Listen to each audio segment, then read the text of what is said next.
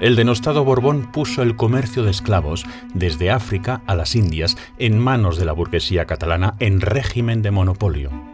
Los ingentes beneficios de este vil comercio sirvieron para montar la incipiente industria textil catalana. Nos deben dos. Això és fals. Confon els ous amb els cargols. Sigui per ignorància o per malícia, en aquest segon tòpic ens barreja tres conceptes diferents. El primer, i la base, és el fet que les Amèriques sols podien instal·lar-se i explotar les seves riqueses als castellans. El segon concepte no és un dret, sinó un privilegi, ara sí, en forma de monopoli, que la corona podia concedir tant a castellans com a estrangers.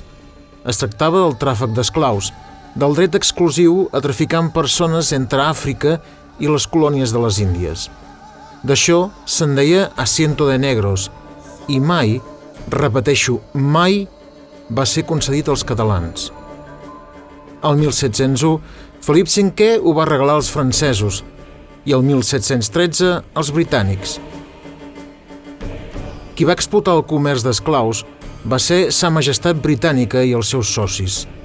De fet, va ser una de les condicions determinants perquè en les negociacions secretes el govern anglès es decidís a abandonar els catalans signant el Tractat d'Utrecht que posa fi a la Guerra de Successió espanyola.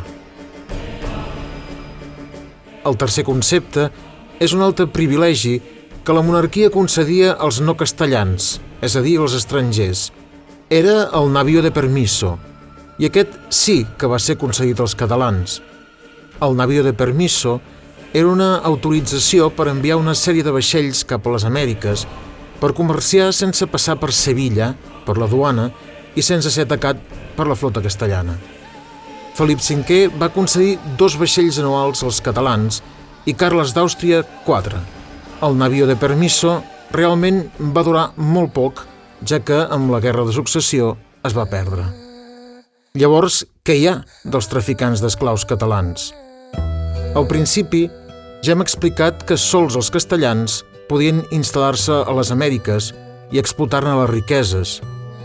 Carles III va obrir aquest dret als catalans, i entre ells és cert que n'hi va haver alguns que van prosperar amb el tràfic d'esclaus, però sempre com una iniciativa particular, mai com un privilegi o exclusiva a favor dels catalans.